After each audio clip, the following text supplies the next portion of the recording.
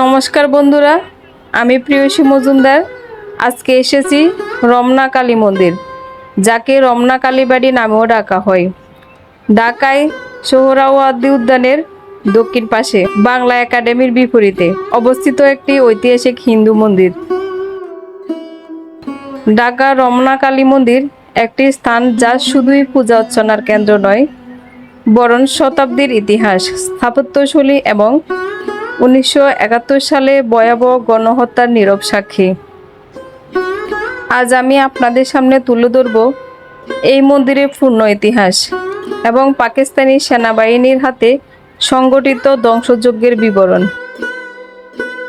এখানে প্রথমে হরিচরণ গিরি একজন সাধু কালী মূর্তি স্থাপন করেন। পরে বাওয়ালের রানী বিলাসমণি দেবী বৃহৎ আকারে মন্দিরটির সংস্কার ও সম্প্রসারণ করেন। মন্দিরের স্থাপত্য ছিল বাংলা চৌচালা দাস, সাথে 120 ফুট উঁচু চূড়া, যা সে সময় ঢাকার এক ল্যান্ডমার্ক ছিল। প্রাঙ্গণে ছিল নাট মন্দির, শিব মন্দির, আশ্রম, দিঘি এবং সবুজ বাগান। আশেপাশে আনন্দময়ী আশ্রমও ছিল, যেখানে নারী সন্ন্যাসিনীরা থাকতেন। ব্রিটিশ আমলের শেষ দিকে হিন্দু মুসলিম সম্পর্ক রাজনৈতিকভাবে তীব্র হয়ে ওঠে। মুসলিম লীগ ধর্মীয় পরিচয়কে রাজনৈতিক হাতিয়ার হিসেবে ব্যবহার করছিল। ঢাকা শহরে হিন্দু প্রতিষ্ঠান ও মন্দিরগুলিকে অবহেলার পাশাপাশি অনেক সময় প্রতীকীভাবে টার্গেট করা হতো। পাকিস্তান প্রতিষ্ঠার পর হিন্দু জনসংখ্যা কমতে থাকে এবং ধর্মীয় প্রতিষ্ঠানগুলো ক্রমশ ঝুঁকির মুখে পড়ে। 25শে মার্চ 1971 রাত পাকিস্তানি সেনাবাহিনীর অপারেশন সার্চলাইট শুরু করেন। উদ্দেশ্য ছিল রাজনৈতিক বিরোধীদের পাশাপাশি হিন্দু সম্প্রদায় ও তাদের প্রতীক ধ্বংস করা। ঢাকা রমনা কালী মন্দির ও আনন্দময়ী আশ্রমকে ঘিরে ফেলে পাকিস্তানি সেনারা।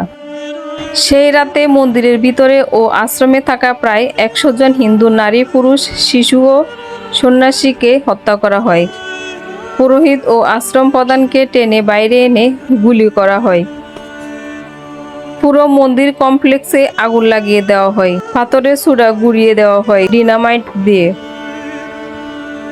পাকিস্তানি সেনারা এই আক্রমণকে ধর্মীয় শত্রু নির্মূল হিসেবে দেখেছিল, যা ছিল সম্পূর্ণভাবে যুদ্ধাপরাধ। মন্দির ধ্বংসস্তূপে পরিণত হয়। বেঁচে যাওয়া মানুষেরা আতঙ্কে এলাকা ত্যাগ করেন। বহু বছর ধরে জায়গাটি পরিত্যক্ত পড়েছিল। 1971-এ নিহতদের স্মৃতিতে কোনো আনুষ্ঠানিক স্মৃতিফলক প্রথমে তৈরি হয়নি। 2000 সালের দিকে শহীদের স্মরণে একটি জন উদ্যোগ শুরু হয়। ভারত ও বাংলাদেশ সরকারের যৌথ সহযোগিতায় 2006 সালে পুনর্নির্মাণ কাজ শুরু হয়। বাংলাদেশের কোনো সরকার কখনোই এই বিষয়ে তেমন কোনো সক্রিয় উদ্যোগ নেয়নি। পরে 2006 সালে ভারত সরকারের উদ্যোগে 7 কোটি টাকা ব্যয় করে রমনা কালী মন্দির আবার নতুনভাবে নির্মাণের কার্যক্রম করা হয়। পূজার্চনাও শুরু হয়।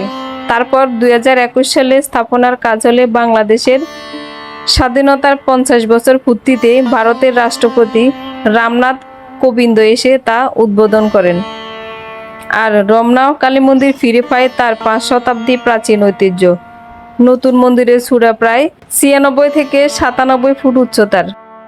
রমনা কালী মন্দিরের ধ্বংসাবশেষের সামনে একটি অস্থায়ী মন্দিরের পাশে একটি স্মৃতিস্তম্ভ স্থাপন করা হয়েছে, যেখানে রমনা গণহত্যায় নিহত 69 জনের নাম খোদাই করা হয়েছে। বর্তমানে মন্দিরে কালী পূজা, দুর্গা পূজা, সরস্বতী পূজা ও অন্যান্য উৎসব হয়। প্রাঙ্গণে রয়েছে স্মৃতিফলক, পুকুর, রাধা গোবিন্দ মন্দির, আশ্রম। এটি এখন ধর্মীয়, ঐতিহাসিক এবং পর্যটন কেন্দ্র হিসেবে পরিচিত। হে ঈশ্বর, 1971 সালের ভয়াবহ রাতে যারা নিরীহ জীবন হারিয়েছিল, তাদের আত্মাকে শান্তি দাও। তাদের স্মৃতিকে আমাদের শিক্ষণীয় ইতিহাস হিসেবে রাখো এবং আমাদেরকে শান্তি ও ঐক্যের পথ দেখাও। রমনা কালী মন্দিরের ইতিহাস আমাদের শেখায় ধ্বংস ও সহিংসতার পরও বিশ্বাস ও ঐতিহ্য বেঁচে থাকতে পারে। 1971 সালের সেই রক্তাক্ত রাত ছিল একদিকে ধ্বংসের প্রতীক, অন্যদিকে পুনর্জন্মের অনুপ্রেরণা।